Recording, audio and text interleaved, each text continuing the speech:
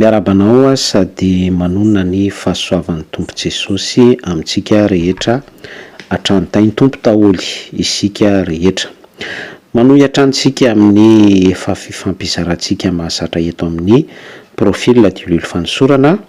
ny amin'ireo tsoakevitra afaka asongadina isan-tsokajiny avy ka ny anio dia anohy isika ny amin'ny resaka vavaka izany. Ity tema ho resantsika androany ity dia momba ireo mpivavaka izay miconfesse vavaka confesse. Izay zany no hitondrantsika famarinana ifampizarantsika anio. Raha vao miresaka an'ity hoe mpivavaka miconfesse ici isika, miresaka an'ity hoe vavaka confession ity isika, dia ny namantsika religieuse katolika no mibaribary be amin'izay pratika izay, satria zareo no tena hoe ao anaty structure sy système maha religieuse azy mihitsy ny fiainana sy pratika an'izay hoe miconfesse amina pretra na tsy fantatro amina frera na amina olobe atim-panahy miandraikitra an'izay resaka hoe confession izay ao amin'ny atim-panimpona ao amin'ny religieuse katolika. Tsy dia haiko loatra le système fa tena amin'ny toerany mihitsy izay hoe mpivavaka miconfesse izay, ary tafiditra ao anatin'ny tena hoe pilier antom-panimpony zareo izay hoe fivavahana miconfesse izay amin'ny antom-bavaka, fangataham-pamelana, ny famborahana izay mavesatra, ny toe-po mifamatotra amin'izany. Zao anefa no tsara fantatsika sy mila voray atsika. Rehefa tena zohina, rehefa tena fotorana sy fakafakana selon la Bible, dia tsy ny katolika rery, mialatsiny amin'ilay anaram-piangonana voatonona, tsy ny mpino katolika rery no manao pratika azy io.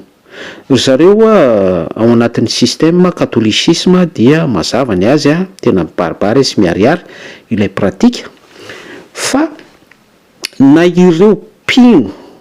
aty amin'ireo tondroina fa fiangonana mifoha aza, enoy tsara,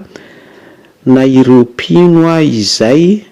aty amin'ny fiangonana izay lazaina fa efa mifoha aza, dia manao pratika an'io vavaka miconfesse io ihany koa. Oui, manao pratika an'io vavaka miconfesse io daholo à 90% ny mpino. Any amin'ny jaona toko faefatra dia mazava ny soratra masina hoe Andriamanitra dia fanahy, mitady olona fatratra izy hivavaka aminy amin'ny fanahy sy famarinana, fa tsy maniry olona mihitsy izy hoe ny antom-bavaka dia ao anatin'ny confession, tsy mitady mihitsy izy mpivavaka miconfesse amin'ny olona. Jaona toko faefatra, Andriamanitra dia mitady olona hivavaka aminy en esprit, en vérité. Maninona no niteny teo hoe ny ankamaroan'ny mpino ivelan'ny katolika dia mbola ao anatin'izay cercle izay hoe manao pratika ny vavaka miconfesse. Mpivavaka miconfesse daholo, oui, eny tompoko.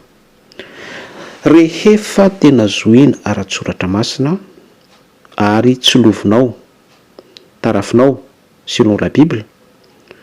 dia ny ankamaroan'ny mpino dia mambosaka, mitondra ny etaetapony, manaboraka izay mavesatra azy amin'ireo antom-panahy be da be isan-karazany, mety ho évangéliste, mety ho mpiandry pasteur izany, mety ho Cohen, mety ho bishop,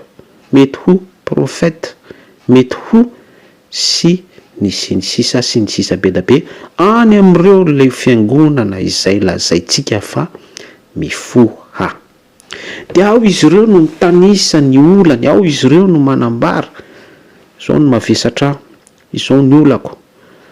izao ny fadalana vitako, izao oy tena manao an'izany pratika izany daholo ary ilay sentiment sy lay émotion de tena hoe avec sincérité mihitsy ao anatin'ilay hoe toe-po mahatoky. Zay anie le confession izay le hoe miconfesy dia miconsulte any pastora any atokantranony na maka rendez-vous mihitsy any am-piangonana na tsy fantatro any amin'izay azahoana aina amin'izay etaeta izay dia mamboraka any atsipiriana ny zavatra manindry rehetra mahatonga pression mahatonga isatra mahatonga vesatra sy ny sinsisa rehetra ilay mpino. Izay ilay vavaka confesy mpivavaka mi-confesy. Izay ilay izay mitovy amin'ilay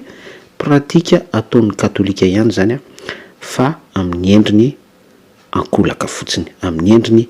hafa. Ny antony izarako aminao an'ity resaka hoe mpivavaka mi-confesy ity toetsika dia nanonona toko sy andinina tsaonao toko fahefatra Andriamanitra mitady olona fatratra hivavaka aminy amin'ny fanahy sy famarinana fa ny tena malaza azy dia ny Timoty voalohany toko 2:5 iray Andriamanitra iray ny mpanalalana atsika izay olona amin'Andriamanitra raitsi-to dia tsy iza fa Jesosy Kristy izay olona hoy ny soratra masina. Maninona ny soratra masina no manipika eto hoe izay olona Jesosy Kristy ilay tondrona hoe izay olona dia ny fampianarana ampitain'ny soratra masina amintsika izany dia Jesosy Kristy no